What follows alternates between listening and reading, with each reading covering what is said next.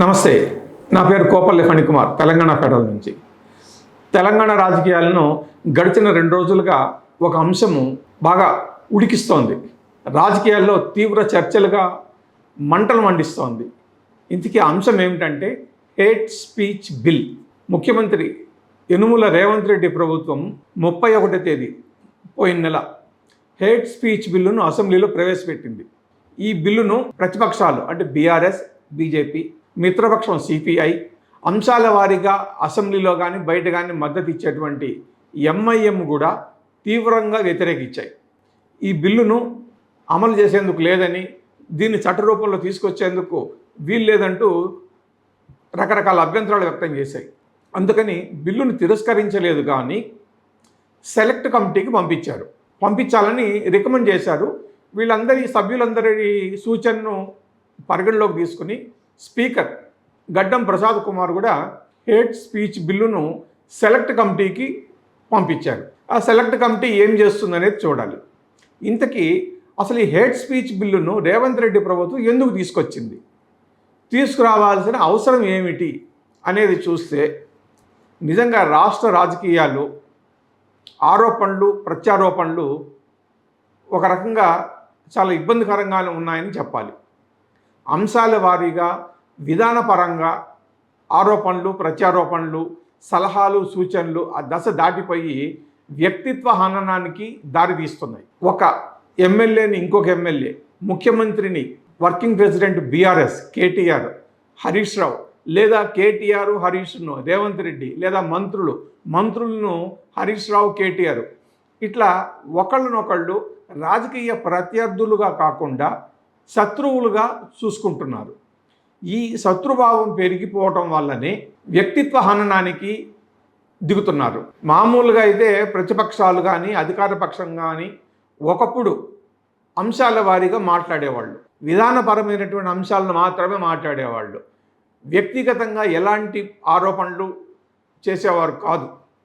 అయితే 2014 మునుపు అంటే ప్రత్యేక తెలంగాణ ఉద్యమం తారాస్థాయికి చేరుకున్న దగ్గర నుంచి మొదలైపోయింది ఇటువంటి దుస్సంప్రదాయం. ఉద్యమం పీక్ స్టేజ్కి పోవాలని, జనాలందరిలోనూ ఆవేశం రగల్చాలనేసి, ప్రత్యేక తెలంగాణ భావన ఒక్కసారిగా పెంచాలని రకరకాల కారణాలతో కేసీఆర్ సీమాంధ్ర వాళ్ళని నోటికి వచ్చినట్టు తిట్టడం మొదలుపెట్టారు. ఆరోపణలు చేయడం, ఇష్టం వచ్చినట్లు ఆరోపణలు చేయడం మొదలుపెట్టారు. సో ఆ భావన అలానే స్థిరపడిపోయి ప్రత్యేక తెలంగాణ వచ్చినా కూడా, కేసీఆర్ ముఖ్యమంత్రి అయినా కూడా ఆ భావజాలంలో నుంచి బయటకు రాకుండా అలానే కంటిన్యూ చేసేశారు. దానివల్ల ఏమైందంటే ప్రత్యర్థులకు అధికార బీఆర్ఎస్కు నిత్యం ఘర్షణగా మారిపోయింది. అదే సమయంలో ఓటుకు నోటు అనేటువంటి ఒక ఘటన వెలుగు చూసి సంచలనం సృష్టించింది దేశవ్యాప్తంగా. అందులో ప్రత్యక్ష పాత్రధారి అనేటువంటి రేవంత్ రెడ్డిని ఏసీబీ వాళ్ళు అరెస్టు చేయడం, కేసులు నమోదు చేసి జైలుకు పంపించడం, ఆ తర్వాత ఎప్పుడో బెయిల్పై విడుదల రావడం, ఇవన్నీ అందరికీ తెలిసిన విషయాలే. అప్పటి నుంచి కేసీఆర్ క్యాంపుకు వ్యక్తిగతంగా రేవంత్ రెడ్డికి మధ్య పచ్చగడ్డి వేయకుండానే బగ్గుమనే పరిస్థితికి వచ్చేసింది. ఆ తర్వాత తెలుగుదేశం పార్టీని చీల్చేయడం, కాంగ్రెస్ పార్టీని పీలికలు చేయడం, చివరికి తెలంగాణ నుంచి తెలుగుదేశం పార్టీ అంతర్ధానం అవడం, ఇవన్నీ కూడా జరిగిపోయినాయి. అందుకనే రేవంత్ రెడ్డి తెలుగుదేశం పార్టీలో నుంచి కాంగ్రెస్లోకి వచ్చేశాడు. ఎలక్షన్స్ వచ్చినాయి. 2023 ఎన్నికల్లో కాంగ్రెస్ పార్టీ గెలిచింది, రేవంత్ రెడ్డి ముఖ్యమంత్రి అయ్యాడు. సో పాత అంశాలన్నింటినీ దృష్టిలో పెట్టుకుని పాత విషయాలన్నింటినీ తిరగదోడుతూ రేవంత్ రెడ్డి కేసీఆర్ క్యాంపు మధ్య విభేదాలు పూడ్చుకోలేనంత అగాధం ఏర్పడింది. అసలే రేవంత్ రెడ్డి అంటే కేసీఆర్ క్యాంపుకు పడదు, కేసీఆర్ క్యాంపు అన్న రేవంత్ రెడ్డికి ఒళ్ళంతా మంట. ఈ నేపథ్యంలోనే రేవంత్ రెడ్డి అంటే కేసీఆర్ క్యాంపు కనీస మర్యాద ఇవ్వడం మానేశారు వాళ్ళు. అందుకని డైరెక్ట్గా వ్యక్తిగతంగా రేవంత్ రెడ్డిని లాగటం మొదలుపెట్టారు, నానా మాటలు అనడం మొదలుపెట్టారు. రేవంత్ రెడ్డి కూడా తానేమి తక్కువ తినలేదన్నట్టుగా కేసీఆర్ను, కేటీఆర్ను, హరీష్ రావును అంతే స్థాయిలో ధీటుగా నోటికి వచ్చినట్టు మాట్లాడటం మొదలుపెట్టాడు. దీనివల్ల ఏమైపోయిందంటే రాజకీయ ప్రత్యర్థులు అన్న స్థాయి నుంచి రాజకీయ శత్రువులు అనే స్థాయి బలపడిపోయింది వీళ్ళకి అందరికీ. అదేవిధంగా బీఆర్ఎస్ వాళ్ళు రేవంత్ను లేకపోతే కాంగ్రెస్ ప్రభుత్వాన్ని నానా మాటలు అనటము, ఆరోపణలు చేయడమే కాకుండా వాళ్ళకు మద్దతు ఇచ్చే మీడియాతోనూ సోషల్ మీడియాతో కూడా 24 గంటలు 365 రోజులు ఎట్లా పడితే అట్లా బురద చల్లేస్తూనే ఉన్నారు.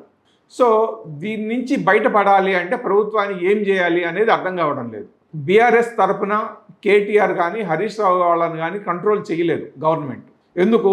వాక్ స్వాతంత్రం అంటారు. తమకు రాజ్యాంగం ఇచ్చిన వాక్ స్వాతంత్రాన్ని ఉపయోగించుకున్నప్పుడు తప్పెట్లా అవుతుంది అనేది కేటీఆర్, హరీష్ రావు, బీఆర్ఎస్ క్యాంప్ మొత్తం వాదిస్తోంది. దీనికి ధీటుగా గవర్నమెంట్ నుంచి బదులు ఇవ్వలేక ఇప్పుడు ఏం చేశారంటే హేట్ స్పీచ్ బిల్ అనేది పట్టుకొచ్చారు. ఆరోపణలు, మాటలతో సమాజంలోని వివిధ వర్గాలను రెచ్చగొట్టడం, ప్రేరేపించటం, హింసకు వాళ్ళని ఉసిగొల్పటం, ఇట్లాంటి వాటన్నిటి కూడా ఈ హేట్ స్పీచ్ బిల్ అనేది అడ్డుకట్ట వేస్తుంది. అలాగే ప్రభుత్వానికి వ్యతిరేకంగా నిరాధారమైన ఆరోపణలు చేయటము, పనిగట్టుకుని ఉద్దేశపూర్వకంగా బురద జల్లేటువంటి కార్యక్రమాలను సోషల్ మీడియాలో వ్యాప్తి చేయటము, ఇటువంటి వాటన్నిటికీ హేట్ స్పీచ్ బిల్లు నియంత్రిస్తుంది.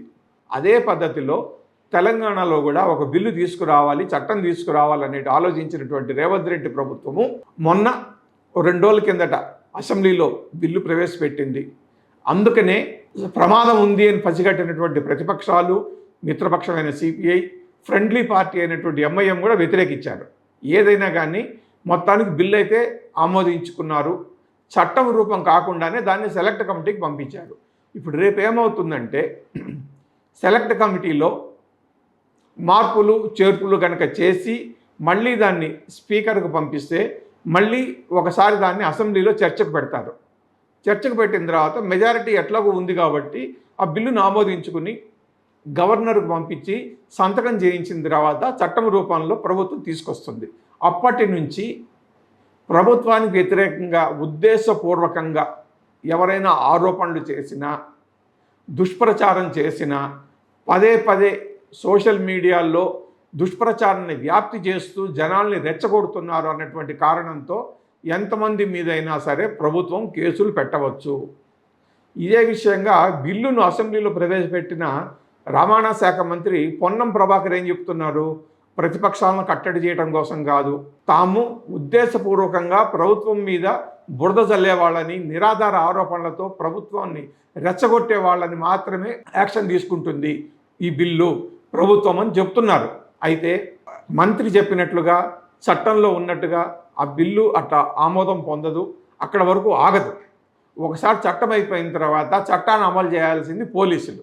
పోలీసులకు ఏది ఉచితము, ఏది అనుచితము అనేటువంటి గైడెన్స్ సక్రమంగా లేకపోతే వాళ్ళు ఇష్టం వచ్చినట్టుగా కేసులు బుక్ చేసుకుంటూ పోతారు.